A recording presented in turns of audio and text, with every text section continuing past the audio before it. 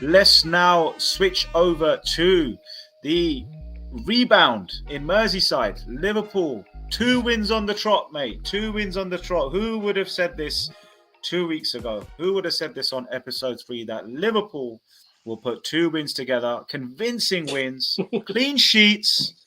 Can you believe it? All your players scoring. Man, it's all coming together, Sully. Talk to us, Well, brother. Talk to us. Preach. we're starting to win some game. Feels good. We can still see us on that first page, right, on the 8th position. Do you know what? Getting some of the injured players back is being key. And it definitely, it's been a disastrous season, whichever way you look at it, for a number of reasons, right? Which probably been covered previously.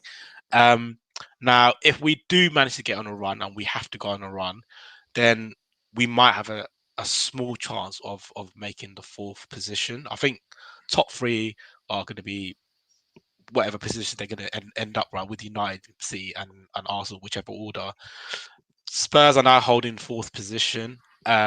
Spurs have kind of had an up and down season, but if we do manage to go on a run, I remember in the season after we won the league, the following season, when we had all our centre backs injured and midfield, and then towards the end of the season, the last 10 games, we won 8 or 9 of them in a row.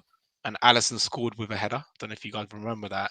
And we managed to sneak 3rd place in the Champions League. So it's possible. It's possible. Who knows? We gain the momentum. The injury players coming back. Jota's back. Firmino's back. Van Dijk is back. Luis Diaz not too far.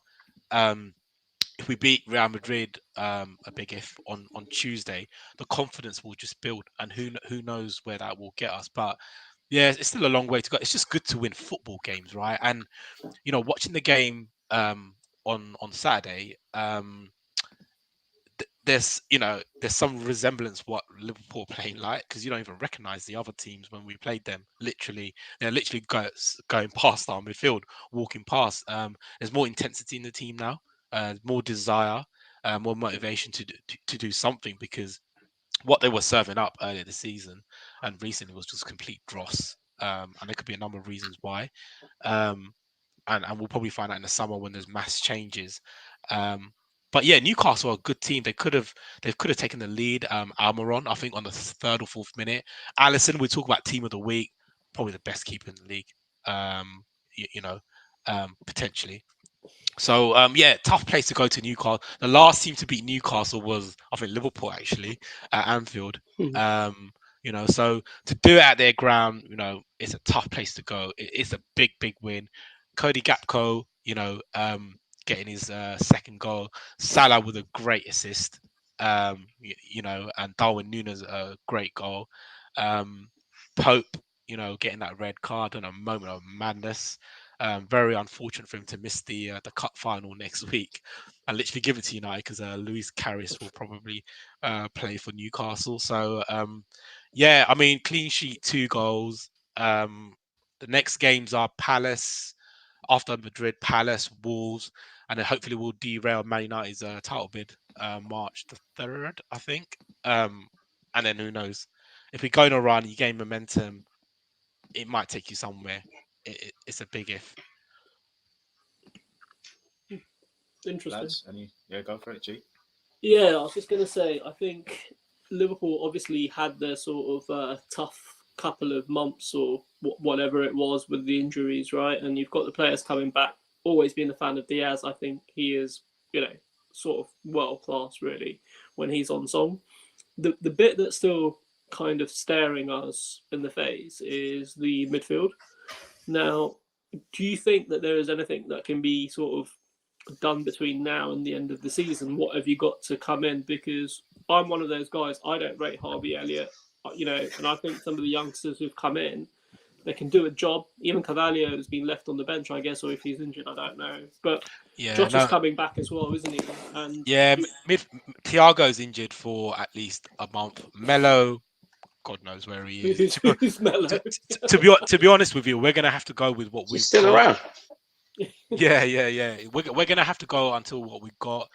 It looks like the Bellingham deal is done for June. which is great news. That's definitely probably done and dusted now. So that'll be start of the rebuild. Matheus Nunes from Wolves, potentially another one. And they might be looking at a third one. Ugarte from Sporting Lisbon could be a good one, Uruguayan. Yeah, it's going to need a refresh. Harvey Elliott, he's not a central midfielder. He's quite a small stature in terms of a player. You play him on the Salah position, maybe.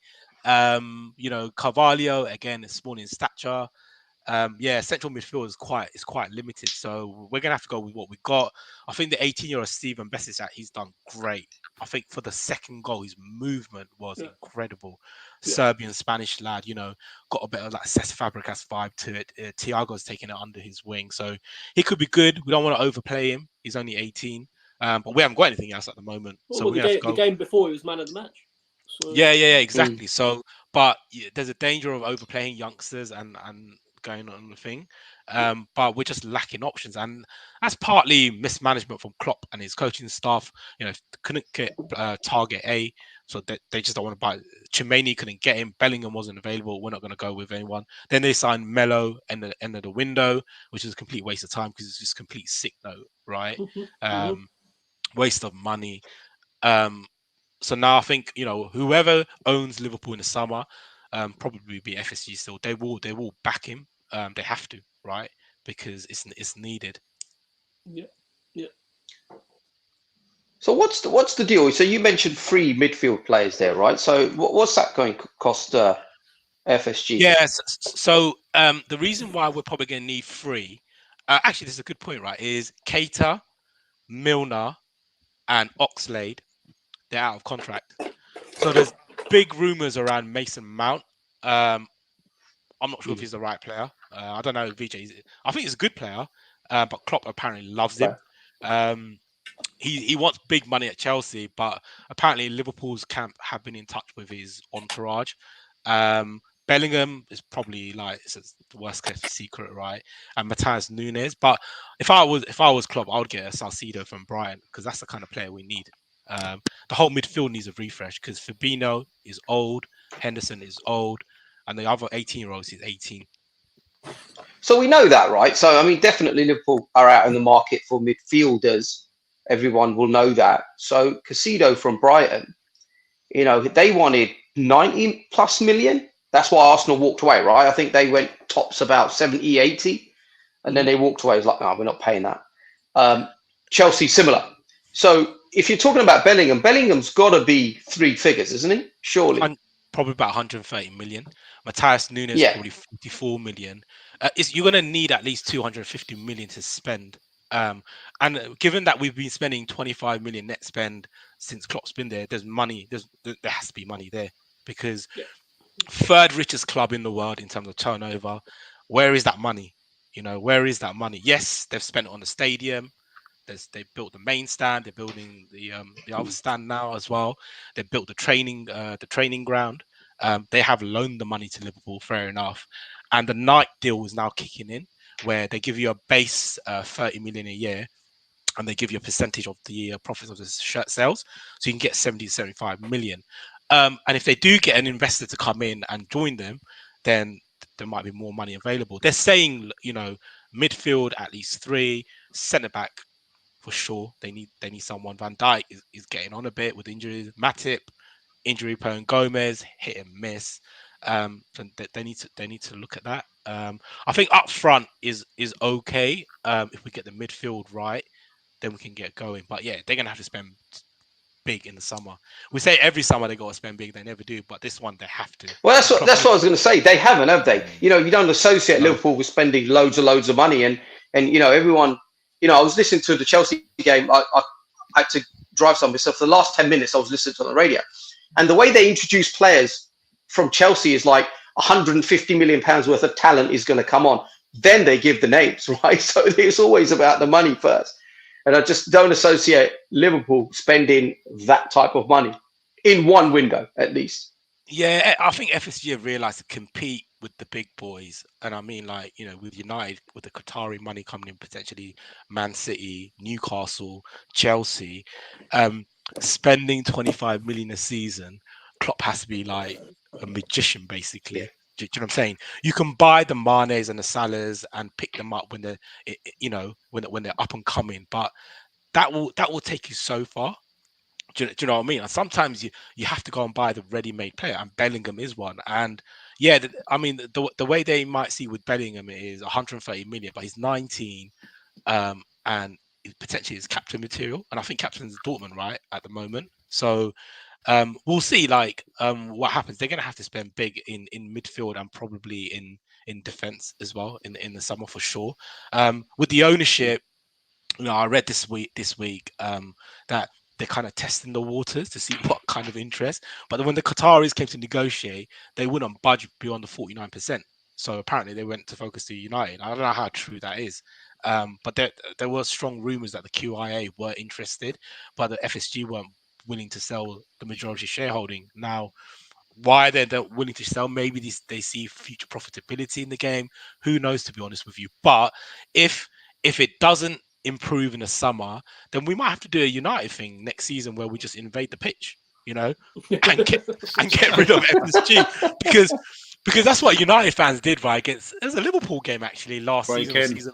Yeah, exactly. And Gary, the thing is, Liverpool people in Liverpool are used to breaking into property that's not there, isn't it? So we might have to do it. But to be honest with you, right? No disrespect to anyone from Liverpool watching. Sorry, disclaimer. No disrespect.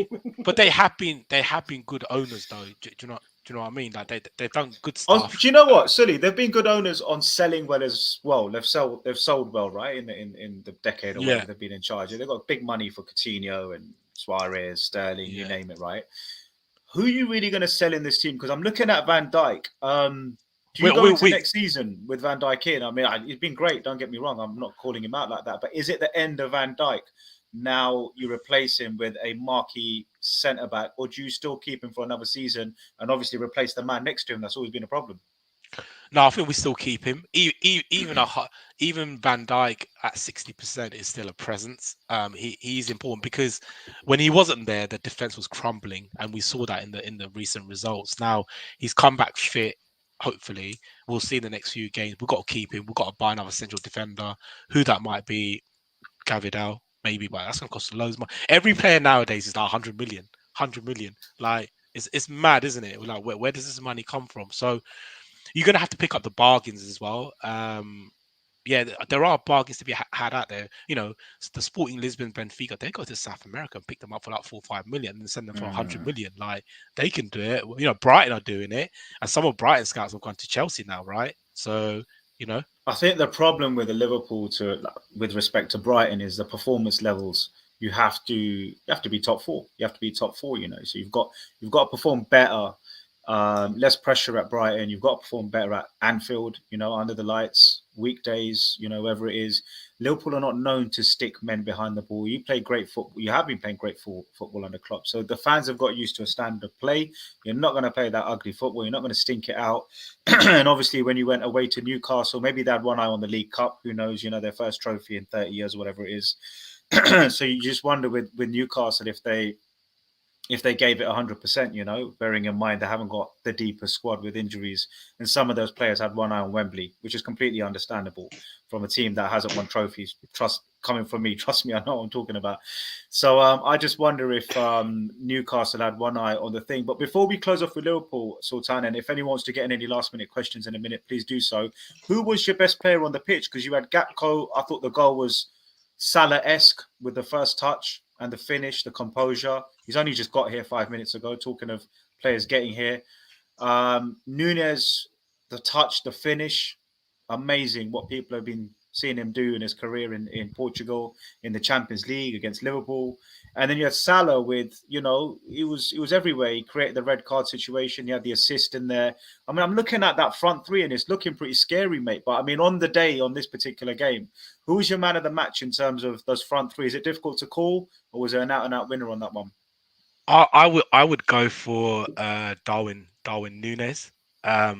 But a lot of reporters have gone for Alisson because he did make some big saves, like on the 3rd minute save at Almiron. So, he's been safe. If it wasn't for Alisson, we'd have been probably near the relegation zone this season. To be fair, but Darwin Núñez, once he finds his shooting boots a bit more regularly, he's a hell of a player. He's missed the most chances. He's up there. Yeah, I mean, way above everyone else for missing chances. It's interesting, right? Cody Gakpo plays on the left-hand side. He's playing up top, and Darwin Núñez the other way around.